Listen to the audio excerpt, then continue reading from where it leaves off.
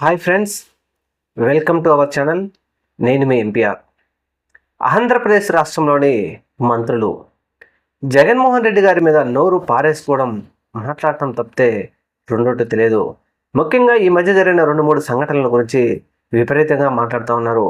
అదేంటి అంటే, తెనాలి వెళ్ళి జగన్మోహన్ రెడ్డి గారు రౌడీ షీటర్లను సపోర్ట్ చేస్తున్నారా అంటూ మాట్లాడుతూ ఉన్నారు అనేక మంది మంత్రులు. ముఖ్యంగా ఇక్కడ చాలామంది తెలుసుకోవాల్సిన విషయం ఏంటంటే, జగన్మోహన్ రెడ్డి గారు రౌడీ షీటర్లను సపోర్ట్ చేశారా, లేకపోతే పేద బడుగు బలహీన వర్గాల సామాన్య ప్రజలను సపోర్ట్ చేశారా అనడం కంటే, ప్రజాస్వామ్యాన్ని కాపాడడం కోసం జగన్మోహన్ రెడ్డి గారు అక్కడికి వెళ్ళారు, సపోర్ట్ చేశారు అనడంలో ఎటువంటి అతిశయోక్తి లేదు. ఎందుకని ఈ మాట అంటున్నామంటే, ప్రజాస్వామ్యంలో ఏ వ్యక్తి అయినా తప్పు చేస్తే న్యాయస్థానాల ద్వారా వాళ్ళకు శిక్ష పడేటట్టు చేయాలి, కానీ అలా కాకుండా చట్టాన్ని పోలీసులు చేతుల్లోకి తీసుకొని ఈ విధంగా నడి రోడ్ల మీదనే థర్డ్ డిగ్రీ ప్రయోగించి ప్రజలను ఈ విధంగా భయభ్రాంతులను గురి చేస్తే అధికార పార్టీలు ప్రజలు ఏమైపోతారు అనే విధంగా జగన్మోహన్ రెడ్డి గారు ప్రశ్నించారు. అయితే ఈ విషయాన్ని సైడ్ ట్రాక్ పట్టించి జగన్మోహన్ రెడ్డి గారు రౌడీ షీటర్లను సపోర్ట్ చేస్తున్నారంటూ ప్రచారం చేస్తూ ఉన్నారు సోషల్ మీడియాలో.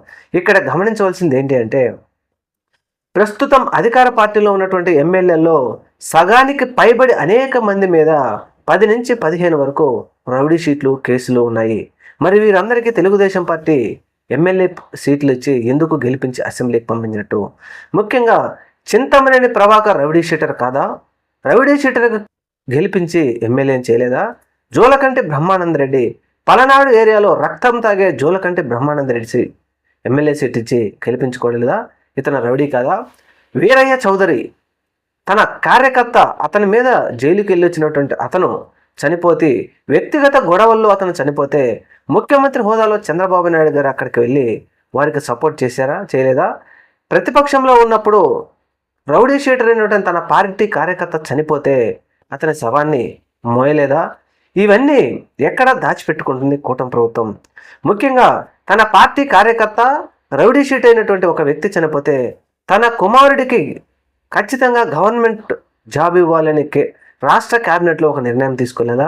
ఇవన్నీ దాచిపెట్టి జగన్మోహన్ రెడ్డి రౌడీ షీటర్లుగా సపోర్ట్ చేస్తున్నాడు అంటూ మాట్లాడుతూ ఉన్నారంటే, ఇందులో చాలామంది వారి మాయలో పడి మాట్లాడుతున్నారు. ఇది ముమ్మాటికి పొరపాటు. ప్రజాస్వామ్యం ముఖ్యం. అంతేకాని అధికారం ఉంది కదా అని ఈరోజు చట్టాన్ని చేతులోకి తీసుకుంటే మాత్రం రేపటి రోజున అధికారం మారినప్పుడు, అప్పటి వచ్చినప్పుడు ప్రభుత్వం కూడా ఇలాగే ప్రవర్తిస్తే ప్రజల పరిస్థితి ఏంటి?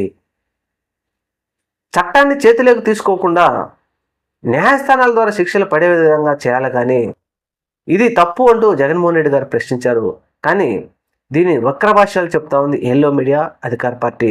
ఏది ఏమైనా ఆంధ్రప్రదేశ్ రాష్ట్రంలో పేద బడుగు బలహీన వర్గాల ప్రజల మీద, ముఖ్యంగా వైఎస్ఆర్సీపీ మద్దతుదారుల మీద జరుగుతున్న దారుణమైన ఘటనలు, మహిళల మీద జరుగుతున్న హత్యలు, అత్యాచారాల మీద మాత్రం ఈ ప్రభుత్వం నోరు మెదపటానికి కూడా ఇష్టపడటం లేదు. మరి ఎందుకనో ఇలాంటివి జరిగితేనే మంచిది, ప్రజలు సైలెంట్గా ఉంటారు అని అనుకుంటున్నారో ఏమో తెలియదు, కానీ ముఖ్యంగా జగన్మోహన్ రెడ్డి గారు తలపెట్టినటువంటి వెన్నుపోటు దినోత్సవం సక్సెస్ కావడంతో దీనిని డైవర్షన్ చేయడం కోసం అనేక విధాలుగా ప్రయత్నిస్తూ ఉన్నారంటే అవునైన సమాధానం వస్తుంది. ఏది ఏమైనా జగన్మోహన్ రెడ్డి గారు ఏ పని చేసినా ప్రజల కోసం, ప్రజాస్వామ్యం కోసం, కాపాడటం కోసమే చేస్తారని చెప్పి ఇప్పుడు పెద్ద ఎత్తున సోషల్ మీడియాలో సామాన్య కార్యకర్తలు, అలాగే జగన్మోహన్ రెడ్డి గారి అభిమానులు విపరీతంగా పోస్టులు పెడతా ఉన్నారు. Thank you. మన ఛానల్ని తప్పకుండా సబ్స్క్రైబ్ చేయండి. నమస్తే.